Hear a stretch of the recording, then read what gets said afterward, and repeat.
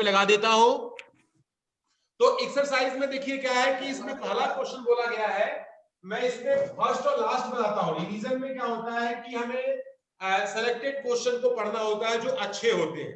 तो इसमें जो है फर्स्ट क्वेश्चन ये कह रहा है कि classify the following numbers as rational और इरेशनल। आपको ये क्लासिफाई करना है कि ये नंबर जो है रेशनल है कि इरेशनल है। तो पहला हमारे पास 2 माइनस रूट 5, तो रूट 5 हमारे पास 2 रेशनल है और 5 हमारा रूट 5 हमारा इरेशनल है। तो रेशनल माइनस इरेशनल हमारा जो है यहाँ देखेंगे हो गई। अच्छा लिख दे रहा हूं, rational minus irrational is equal to irrational. Second, इसमें आपके पास जो है नंबर्स दिए गए हैं 3 plus under root 23 minus under root में 23। ये इस तरीके से बना है, इसको थोड़ा सॉल्व करेंगे। 3 प्लस 23 माइनस रूट 23, ये वैल्यू हमारी कट गई। 3 हमारा क्या है, रेशनल हो गया। तो इस तरीके से हम देख सकते हैं। वैसे ही थर्ड है, थर्ड में हमारे पास है और 2 रूट 7 और 7 रूट में 7, तो रेट 7 से 7 कट गया, 2/7। ये भी हमारा क्या है, रेशनल है। इस तरीके से फोर्थ वाला 1/√2 है, ये हमारा इरेशनल है। और पाई जो हमारे पास जो आपको देता हूं 4, ये हमारी जो दी गई है इधर 1/√2, 1/√2, तो ये हमारे पास जो है rational upon irrational, that is equal to irrational. और फिफ्थ नंबर है 2 पाई। तो पाई जो होता है, पाई को इरेशनल माना गया है, तो that is equal to rational into irrational, that is equal to irrational. इस तरफ से फर्स्ट क्वेश्चन को हमें केवल कॉम्बिनेशन का फॉर्म है, हम जो है यहाँ देखना है कि कौन सा रेशनल है कौन सा इरेशनल है। और कॉम्बिनेशन में हमारा कहीं नहीं हमारा इरेशनल हो जाता है। फिर इसके बाद क्वेश्चन नंबर 2। अरे ट्रेन कहाँ चल रही है यार। क्वेश्चन नंबर 2 में मैं जो है फर्स्ट पार्ट और लास्ट पार्ट आपको मैं बता रहा हूं। फर्स्ट पार्ट है, फर्स्ट में लिखा गया है 3 प्लस रूट 3। अब मैं तो रेडी थी बिल्कुल, मैं तो बिल्कुल रेडी थी निकलने के लिए। अभी आरम साहब का फोन आया तो उन्होंने बताया कि आरम सहारनपुर ने डाला है। इसे क्या करना है बच्चों, अच्छा। इसे हमें जो है सिंप्लीफाई करना है। तो सिंप्लीफाई करते समय हमें क्या करना है कि मल्टीप्लाई, जैसे अलजेब्रिक रूप में मल्टीप्लाई करते हैं, बाइनोमियल का बाइनोमियल में मल्टीप्लाई करते हैं। इनका मल्टीप्लाई 2 में करेंगे, क्या हो जाएगा 6। हाँ तो फिर जब काउंट ले गए पहुंच गए तो फिर तो वो बचा देना, सब तो है ही है। 2/√3, अरे सब तो वहां पर है ही है। ये 12 बजे तक ले जाएंगे। तो अब जिसकी यहाँ से आवाज आएगी अनावश्यक, उनको मैं म्यूट कर दूंगा।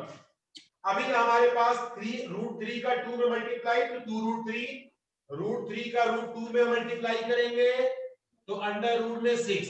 अब इसमें कोई भी लाइक टर्म नहीं है, तो लाइक टर्म नहीं है, तो यही हमारा क्या हो जाएगा, आंसर हो जाएगा। तो सिंपल वे में हम इसको आंसर दे देंगे। ऐसे ही मैं लास्ट क्वेश्चन इसका फोर्थ पार्ट बता रहा हूं। ये है फोर्थ पार्ट। फोर्थ में कहा गया है √5 माइनस √2, रूट में 5 माइनस रूट में 2, और दूसरा है हमारे पास √5 प्लस रूट में 2।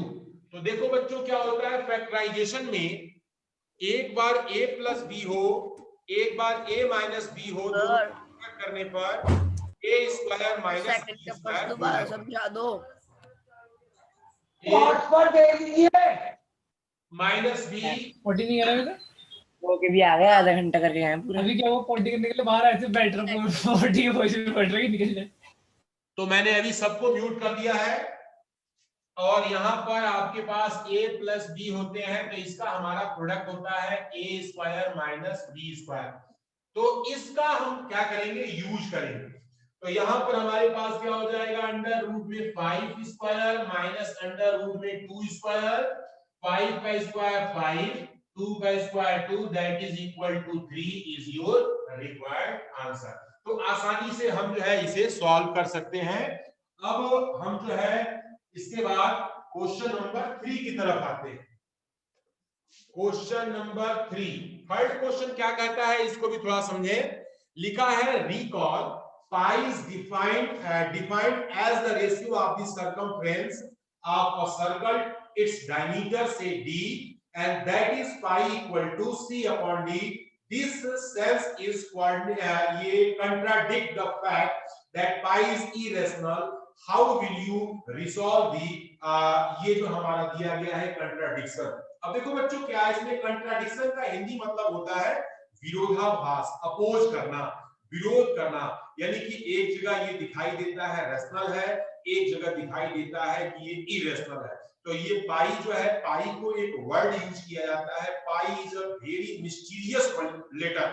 तो हम इसमें बात करते हैं कि पाई की वैल्यू जो होती है सर्कमफ्रेंस c अपॉन और यहाँ पर डायमीटर d के बराबर होती है। सर्कल का circumference c is equal to होता है 2 पाई r और d जो होता है यहाँ पर 2r होता है।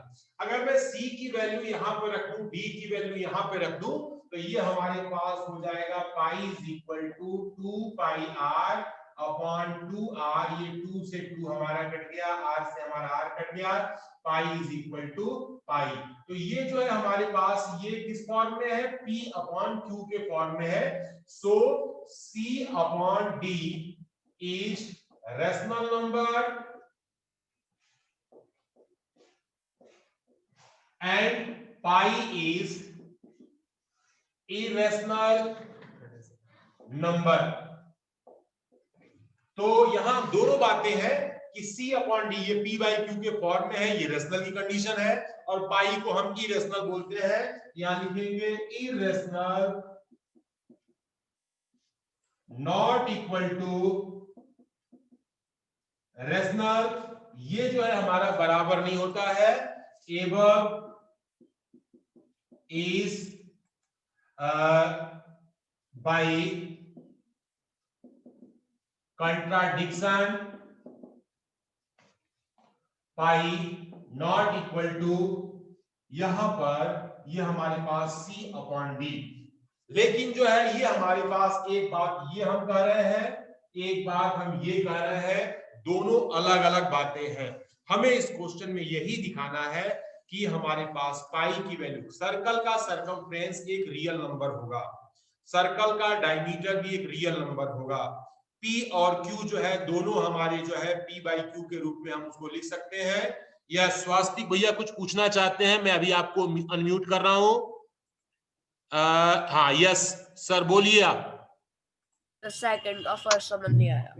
हाँ बेटा, सेकंड का फर्स्ट पार्ट की second, last part, the first part. First part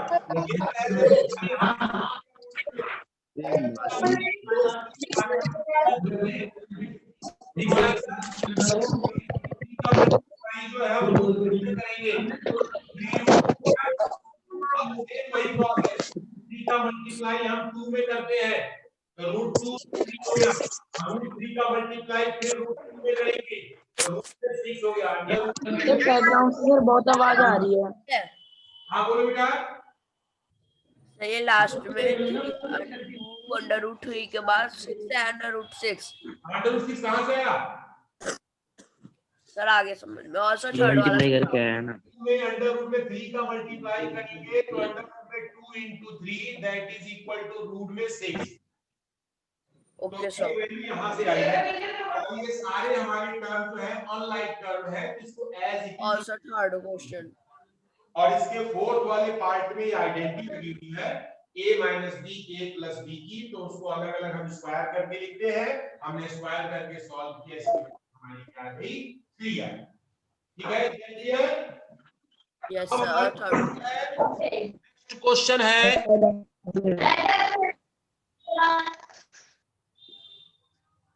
next question में क्वेश्चन नंबर है 4। फोर्थ क्वेश्चन में हम बात कर रहे हैं, इसमें लिखा है कि 9.3 को अंडर रूट में 9.3 को नंबर लाइन पे शो करना, नंबर लाइन पे शो करना। तो हमें क्या करना है, किसी भी वैल्यू को नंबर लाइन पर हम शो कर सकते हैं, चाहे वो रेशनल हो चाहे इरेशनल हो। तो यहाँ पर इरेशनल को, तो सबसे पहला काम मैं जो है कुछ आपको समझा रहा हूं, उसको ध्यान से देखें। जितनी वैल्यू दी गई है स्केल से हम सबसे पहले काम क्या करते हैं, 9.3 सेंटीमीटर की लाइन खींचते हैं।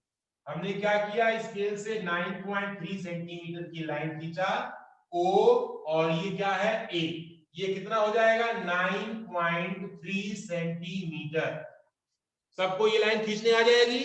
इसके बाद क्या करते हैं कि यहाँ ए से ये ओए लाइन को 1 सेंटीमीटर प्रोड्यूस करते हैं, 1 सेंटीमीटर आगे बढ़ाते हैं। ये कंपल्सन है, जितने को हमें बनाना होगा उतने से 1 सेंटीमीटर ज्यादा हम जो है इसे आगे बढ़ाएंगे। तो हम इसमें क्या करते हैं, इसको 1 सेंटीमीटर आगे प्रोड्यूस करते हैं। ये नाम हमारा हो गया b, this is a 1 centimetre. ठीक हो गया। अब इसके बाद क्या करते हैं, O और B का हम परपेंडिकुलर बाइसेक्टर खींचते हैं। परपेंडिकुलर बाइसेक्टर कैसे खींचेंगे, O पॉइंट पर कंपास की नोक रखी, हमने जो है ऊपर कट लगाया, नीचे कट लगाया। ऐसे ही यहां से हमने रखा है ऊपर कट, हमारा नीचे कट, और दोनों को स्केल से हमने ऐसे मिला दिया। तो ये जो पॉइंट होगा, this is the mid point of OB। ये पॉइंट कैसा पॉइंट हो जाएगा, OB का मिड पॉइंट हो जाएगा। कंपास की नोक को हम यहां पर रखते हैं इस पॉइंट पर, ये हमारे पास पॉइंट जो है P है, इस P पॉइंट पर नोक रखते हैं। और एक जो है हमें क्या करना है, सेमी सर्कल हमें ड्रा करना है, तो जो O से भी होकर के जाएगा और जो B से भी होकर के जाएगा। मैं अभी इसके स्टेप को लिखवा भी दूंगा। अब इसके बाद क्या है, जो A पॉइंट था, ये जो A पॉइंट है ना, इस A पॉइंट पर एक 90 डिग्री का एंगल बनाना है।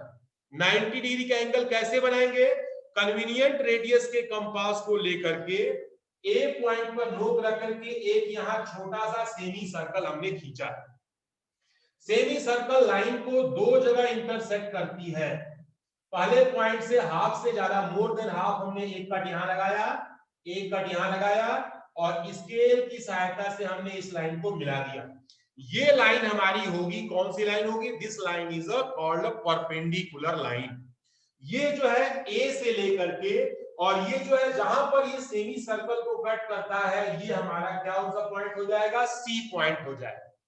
तो यही जो है हमारा क्या है, AC is equal to under root में ये हमारा 9.3 हमारा वैल्यू होता है। इसी को हम क्या करते हैं, नीचे जो है नंबर लाइन बनाते हैं। नंबर लाइन में 0, ये 1 है, ये 2 है, ये 3 है, और ये हमारा 4 है। तो अब हम इसी नंबर को यहाँ पर AO पॉइंट पर रखा, और हमने जो है 3 पॉइंट, हमारा 9 पॉइंट था, तो ये हमारा कट हुआ, यहां से लेकर के यहां तक की वैल्यू हमारी 9.3, ये हमारा नंबर लाइन पर क्या हो गया, शो हो गया। एक बार मैं और इसे को रिपीट कर दे रहा हूं, मैं इसको ध्यान से सुन लेंगे।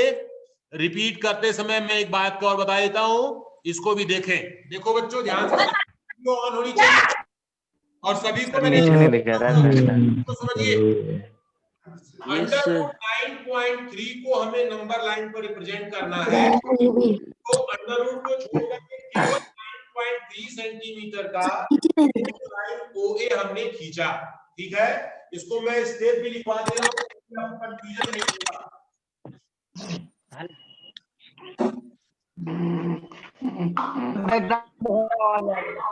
इसको ध्यान से आपको देखेंगे, वीडियो फर्स्ट है draw line OA is equal to 9.3 centimetre. दूसरा step, produce OA to B, where AB is equal to 1 centimetre. तीसरा step, draw perpendicular bisector of OB, get point P। P point हमारा जो है। अब उसके बाद चौथा है draw circle with centre. Mummy पानी गर्म हो गया मेरा। हमने तो एक सेमी सर्कल खींचा P से। और पांचवा step, draw perpendicular AC where draw AC is perpendicular to OB, length हाँ पढ़ रहा हूँ, चुप रहे। equal to under root में है वही 9, सर draw स्कूल के सर है। it on number line। इसे हमें कहां पर रिप्रेजेंट करना है? इसे हमें नंबर लाइन पर रिप्रेजेंट करना है। मैंने इसे आपको स्टेप बाय स्टेप भी मैंने जो है आपको एक बार इसे समझा दिया, तो इसको भी आप नोट जरूर कर लेंगे। और अब मैं लास्ट क्वेश्चन नंबर 5 बता रहा हूं, ध्यान से देखें। क्वेश्चन नंबर 5 कहता है, इसमें रेशनलाइज करने को बोला जा रहा है। रेशनलाइजेशन किसे कहते हैं? किसी भी फ्रैक्शन में अगर डिनोमिनेटर हमारा इरेशनल है तो हम किस नंबर से उसे मल्टीप्लाई कर दें वो हमारा डिनोमिनेटर फिर से रेशनल नंबर बन जाए, तो उसे बोलते हैं, उस वर्क को बोलते हैं रेशनलाइजेशन। तो क्वेश्चन नंबर 5 में मैं इसका फर्स्ट पार्ट बता दे रहा हूं और लास्ट पार्ट बता देता हूं। फर्स्ट में क्या है, 1 अपॉन अंडर रूट में 7। अब 1 अपॉन अंडर रूट में 7 है, डिनोमिनेटर में क्या है 7, तो अगर मैं 7 में अंडर रूट 7 का मल्टीप्लाई कर दूंगा तो 7 का स्क्वायर हो जाएगा 49। अब 49 का स्क्वायर रूट 7 होता है, तो इस प्रोसेस को हम बोलते हैं रेशनलाइजेशन। तो हम लिखेंगे multiply under root 7 in numerator and denominator. क्या लिखेंगे? Multiply under root 7 in numerator and denominator, 1 upon root में 7 into root में 7 to root में 7 that is equal to root 7 upon 7। ये हमारा वर्ग जो है क्या कहलाएगा? रेशनलाइजेशन कहलाता है। यानी डिनोमिनेटर से अंडर रूट को हटाना जो है हमारा रेशनलाइजेशन कहलाता है। तो ये वर्ग बड़ा आसान है, इसको आप कोई भी सिंगल डिजिट अगर डिनोमिनेटर में है तो वहां पे आप क्या करते हैं, उसी नंबर का जो नंबर रूट में है उसी नंबर से दोबारा मल्टीप्लाई कर दीजिए, रूट अपने आप क्या होगा, हट जाएगा। और लास्ट क्वेश्चन इसका मैं बता रहा हूं, इसका फोर्थ पार्ट। फोर्थ पार्ट क्या कह रहा है इसको भी थोड़ा सा समझे। 1 अपॉन अंडर रूट में 7 माइनस 2। अब यहाँ पर डिनोमिनेटर में 2 नंबर है, तो इसमें रेशनलाइज करने के लिए मैंने आपको स्टार्टिंग में फार्मूला लिखवाया था, a plus b into a minus b. अगर a प्लस बी और a माइनस बी का जब हम प्रोडक्ट करते हैं तो क्या हो जाता है, a square minus b square. हम उसी फार्मूले का सहायता लेंगे, हेल्प लेंगे इसे सॉल्व करने में। तो बच्चों हम पहला काम क्या करते हैं, एक वर्ड यूज करते हैं, इसका नाम है कॉन्जुगेट।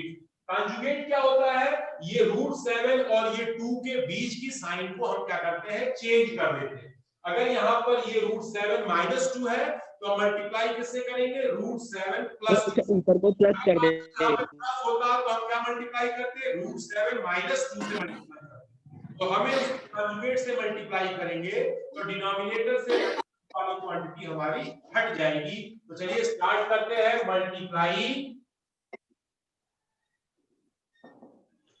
अंडर 7 प्लस का 2 in numerator and denominator. 1 into root में 7 प्लस का 2 और यहाँ पे रूट 7 माइनस 2 इंटू रूट में 7 प्लस 2। तो यहाँ पर आप देख रहे हो बच्चों कि ये जो है एक बार माइनस में है एक बार प्लस में है, तो अब हम जब इसको लिखेंगे तो ये वैल्यू हमारी जो है अलग अलग स्क्वायर हो जाएगी। ये हो गया रूट में 7 + 2 upon 7 - 2 that is equal to root में 7 + 2 और बाई में 5। ये आपका क्या है, आंसर हो गया। इसे बोलते हैं रेशनलाइजेशन। तो बहुत आसान क्वेश्चन है, आसानी से हम आपको इसको जो है सॉल्व कर सकते हैं। अब स्टूडेंट्स कुछ बातें जो है हम ऐसी कर रहे हैं जैसे लॉ ऑफ एक्सपोनेंट की। लॉ ऑफ एक्सपोनेंट क्या होता है उसको भी थोड़ा सा समझें। तो लॉ ऑफ एक्सपोनेंट से रिलेटेड मैं क्वेश्चंस ये बताने वाला हूं और आज हम फर्स्ट चैप्टर को बाइंड अप करेंगे क्योंकि रिवीजन चल रहा है। हमें जो है हाफ ईयरली का सिलेबस हाफ ईयरली एग्जाम से पहले कवर करना है, ठीक है। तो उसका भी ध्यान रखेंगे और सभी चीजें आप अपनी तैयारी स्टार्ट कर दीजिए। तो हमारे पास जो है नेक्स्ट है सर ऑफर लिख स्कूल में प्रयास करूंगा कि मैं जितने चैप्टर आप ईयरली में आएंगे उन चैप्टर्स के अच्छे अच्छे क्वेश्चन में बोर्ड पर एक बार फिर से मैं रिवाइज करूं। तो सभी स्टूडेंट्स के लिए कंपलसरी है कि जो स्टूडेंट इस समय नहीं जुड़ रहे हैं वे भी जुड़ना शुरू हो जाए, वीडियो देखना शुरू करें, पढ़ना शुरू करें, नोट्स बनाना शुरू करें, ताकि जो है अब भी कोई गड़बड़ हुआ है तो उसे भी आप मैनेज कर सकें, फिट कर सकें। तो चलिए स्टार्ट करते हैं law of exponent.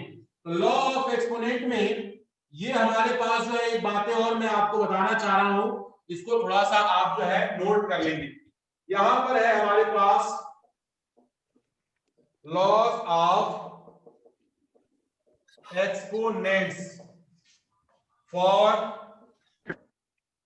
Real number. तो ये हमारे पास है इस एक्सपोनेंट में। अब मैं कुछ रूल्स आपको मैं यहां पर बता रहा हूं, इसको थोड़ा सा आप ध्यान से सुनेंगे और उसके बाद जो है फिर अपना काम हम यहां पर पढ़ाएंगे। तो पहला रूल होता है कि अगर हमारे पास a के पावर n है और इनटू में a के पावर m है, बेस सेम है, पावर डिफरेंट है, तो हम क्या करते हैं पावर को ऐड कर देते हैं, a की पावर n प्लस m। ये पहला रूल हो गया। दूसरा रूल है इसमें अगर जो है a की पावर n है इसमें डिवीजन है तो हम यहां क्या करते हैं पावर को सब्ट्रैक्ट कर देते हैं, हो गया। और इसके बाद जो है तीसरा हमारे पास जो है, या इसको दूसरे शब्दों में ऐसे लिखा गया हो, अगर a की पावर n a की पावर m है तो भी हम a की पावर n माइनस का m लिख देते हैं। ये मैंने ऑलरेडी आपको लिखवा रखा है, बता भी रखा है। तीसरा है अगर a की पावर n है, पावर की पावर दिया गया है, एक पावर है उसके पावर दूसरी पावर दी गई है, तो पावर और पावर का मल्टीप्लाई कर देते हैं a की पावर n इंटू m, ठीक है। और इसके बाद जो है तीसरा हमारे पास दिया गया है, हो गया फोर्थ नंबर है, अगर a की पावर m है इंटू में b की पावर m है, बेस जो है डिफरेंट है, पावर हमारा सेम है, तो वहां पर क्या करते हैं बेस का मल्टीप्लाई कर देते हैं और होल की पावर में हम पावर लगा देते हैं, यानी that is equal to a into b की पावर में m। तो ये जो है हमारे चार रूल हैं, इन चार रूल्स के आधार पर हम लॉ ऑफ एक्सपोनेंट को यहां पर थोड़ा देखेंगे। तो हर क्वेश्चन का मैं फर्स्ट और लास्ट क्वेश्चन में आपको बताते हुए आगे बढ़ रहा हूं, उसको आप देखें। सर 22/7 है, 22/7 रैशनल है कि rational? 22/7 is a rational number, but the value of 22/7 pi is irrational number. Both are contradiction. Yes sir. Symbol irrational है और डेसिमल वैल्यू रेशनल है, decimal value rational. Okay okay sir. Now question number first, exercise 1.6 first question का first part यहां लिखा गया है 64 की power यहां पे 1/2। अब इसको देखो बच्चों, सबसे आसान तरीका है, हम क्या करते हैं 64 का प्राइम फैक्टराइजेशन निकाल लेते हैं। तो 64 का प्राइम फैक्टर कैसे निकालेंगे, 2 से, 2 3 जा 6, 2 2 बार, 2 1 जा 2, 2 6 जा 12, 2 8 जा, 2 4 जा, 2 2 जा और 2 1। 2 कितनी बार है इसमें, 1 2 3 4 5 6, तो हम इसको लिख सकते हैं 2 की पावर में 6 और 1 बाई में 2 है, अब हमारे पास क्या है, हम इसमें लॉ ऑफ एक्सपोनेंट में न्यूमरेटर का मल्टीप्लाई कर लेंगे, तो 2 की पावर 6 बाई में 2 दैट इज इक्वल टू 2 का cube that is equal to 8 is your required answer. इसी में मैं जो है इसका लास्ट पार्ट भी बता रहा हूं, उसको भी देख लें।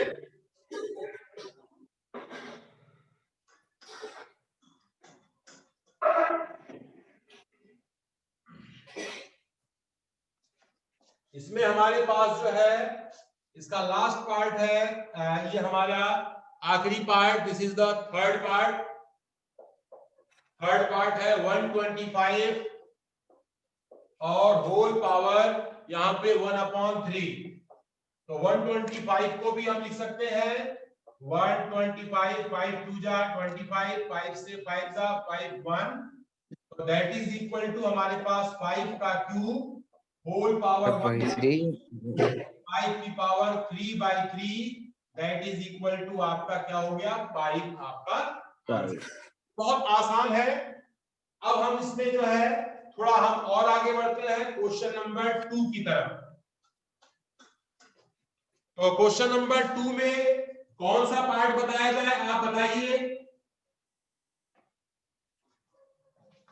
क्वेश्चन नंबर 2 का फर्स्ट पार्ट शुरू करते हैं। 9 की पावर 3/2, 9 की पावर 3/2, 9 किसका स्क्वायर है भाई? 3 का। 3 का। तो यहां पर हमने लिख दिया 3 का स्क्वायर होल पावर जो है हमारे पास 3/2, पावर की पावर है तो पावर का मल्टीप्लाई 2 इंटू 3 बाई में 2, 2 से 2 कट गया, 3 का cube that is equal to 27 आपका आंसर है। इसी तरह से मैं इसका लास्ट पार्ट बता देता हूं 125, लास्ट पार्ट है फोर्थ पार्ट। तो ये 125 की पावर में माइनस का ये हमें दिया गया है 1/3। ये माइनस साइन जो होता है, हम अगर जो है किसी भी नंबर को रेसिप्रोकल है उसको जो ऊपर ले आते हैं पावर जो है निगेटिव हो जाती है। तो इसको लिखने का मतलब है कि ये 1/125 की पावर 1/3। 125 किसका क्यूब है? 5 का। 5 का क्यूब है दैट इज इक्वल टू 1/5 का क्यूब होल पावर 1/3, 1/5 की power 3/3 that is equal to 1/5 is your required answer. तो ये हमने देखा कि हमने क्वेश्चन नंबर 2 के प्रॉब्लम्स को भी जो है 2 पार्ट हमने देख लिए। क्वेश्चन नंबर 3 की तरफ हम बढ़ते हैं। क्वेश्चन 3 क्या कह रहा है इसमें? क्वेश्चन 3 में देखिए ये फर्स्ट पार्ट कहा जा रहा है इसमें 2 की पावर और यहां लिखा है 2/3, 2/3 इंटू 2 की पावर 1/5, 1/5 बेस सेम है, पावर हमारा क्या हो जाएगा जुड़ जाएगा, तो दैट इज इक्वल टू 2 की पावर में 2/3 प्लस 1/5। अब हम इसको सॉल्व कर लेंगे, 2 की पावर हम एलसीएम ले लेंगे 15, ये 10 हो गया प्लस ये 5, तो ये हमारे पास दैट इज इक्वल टू 2 की power 15/15 that is equal to 2 is your required answer. तो ये जो है आपका ये आंसर जो है 2 हो जाएगा। इसे हम आसानी से 30 सॉरी 5 2 जा 10 और 5 3 जा 3, सॉरी यहां मिस्टेक हो गया बेटा, ये आपका 3 होगा यहाँ पे, तो यहाँ पर 13 होगा, तो ये 13 के ही फॉर्म में आंसर रहेगा। मैंने जो है उसको 5 लिख दिया था गलती से, तो ये जो है हमारा आंसर 13/15 ही रहेगा। ठीक है, आसानी से कर सकते हैं इसमें। तो सभी में वही हमारे एक्सपोनेंट के ये जो 4 पार्ट है ये चारों आप यूज करें और जो भी क्वेश्चन में आपको इस परेशानी आती है आप उन्हें आसानी से इसे जो है कवर कर सकते हैं। तो अब मैं इसमें क्वेश्चन नंबर 3 में ही आपका लास्ट पार्ट बता देता हूं, फोर्थ पार्ट।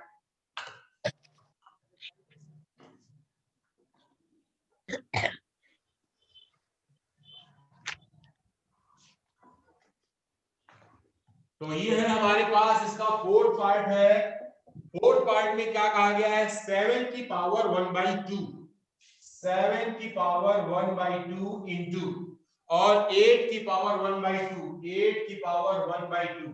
अब देख रहे हैं कि इसमें जो है दोनों पावर एक्सपोनेंट के बेस जो है डिफरेंट है, पावर सेम है, तो हम क्या करेंगे, बेस का प्रोडक्ट, यानी कि 7 इंटू 8 की पावर 1/2 हमने लिख दिया।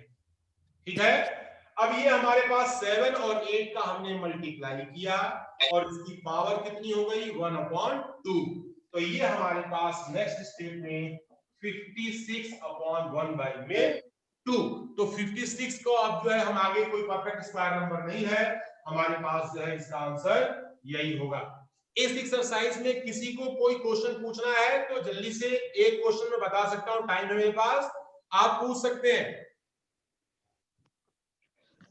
नंबर लाइन पे रिप्रेजेंट करने कितने क्वेश्चन आएंगे क्या बेटा? सर नंबर लाइन पे रिप्रेजेंट करने के लिए कितने क्वेश्चन आ सकते हैं सर? ये बेटा देखो, ये क्वेश्चन ऐसे पर्टिकुलर नहीं बताए जाते ना, आपको पर्टिकुलर चैप्टर से नहीं सर, मैं आपको बता सकता हूँ। टोटल 8 चैप्टर आ सर रहे हैं। नहीं, जैसे हमें आपने सर जैसे अभी आपने हमें बताया कि √2 को रिप्रेजेंट कर सकते हैं, 3 को कर सकते हैं सर, और भी कर सकते हो। बिल्कुल सर, आज मैंने अभी आपको अंडर रूट में 9.3 को रिप्रेजेंट करना बताया ना। यस सर, स्टार्टिंग में बताया था। तो ये 9.3 के बजाय आप कोई भी नंबर हो, डेसिमल का, बिना डेसिमल का, उस पर ये जो मेथड है ये सभी जगह एप्लीकेबल है। किसी भी नंबर को हम नंबर लाइन पर रिप्रेजेंट कर सकते हैं, चाहे वो रेशनल है चाहे इरेशनल। रूट में है तो हम उसको इस तरह से हम रिप्रेजेंट कर सकते हैं, चाहे वो डेसिमल में है चाहे बिना डेसिमल में है। बिना डेसिमल वाले को तो मैंने जो है पिछले में चोडोरस व्हील या इसको स्क्वायर रूट स्पाइरल बोलते हैं, उसके बेस पर मैंने आपको बताया था। यस सर, √2 √3 है, सो ऑन अप टू जितना आपका हो जाए 15 तक बनते हैं, √15 तक। तो बच्चों आज मैंने जो पढ़ा कितने लोगों को समझ में आया, एक बार थोड़ा सा जो है हाँ अपना हाथ ऊपर करें तो, और वीडियो सबकी ऑन होनी चाहिए। हाँ, तो ये कुछ बच्चे जैसे हमारे अभिषेक चौधरी की वीडियो जो है अभी, आलोक बिश्नोई की वीडियो ऑफ है, यहाँ पे आयुष्मान शर्मा, और वीडियो सब लोग ऑफ ऑन करें। शाश्वत की भी वीडियो ऑफ है, निश्चय जोशी की वीडियो ऑफ है, आकाश भट्ट की वीडियो ऑफ है, आलोक बिश्नोई की वीडियो ऑफ है।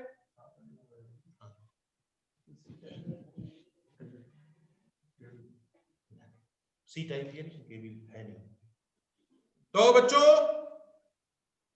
तो अभी हमें क्या है कि आप लोगों ने मन लगा करके पढ़ना है और चैप्टर 1 को आज हर हाल में कंप्लीट कर लेना है बेटा, और रिवीजन अपना स्टार्ट रखिए, ठीक है? तो ये इस वीडियो को मैं भी जो है अपलोड कर दूंगा, और आप जो है अगर कोई चीज आज की बताई हुई कोई भी चीज आपको समझ में एक बार में नहीं आई है तो 2 बार 3 बार आप वीडियो को रिपीट चला करके बार बार आप देख करके समझ सकते हैं। तो इसका भी थोड़ा विशेष ध्यान रखेंगे, ठीक है बेटा? थैंक यू स्टूडेंट्स, अब मैं क्लास ओवर कर रहा हूं। Okay okay sir.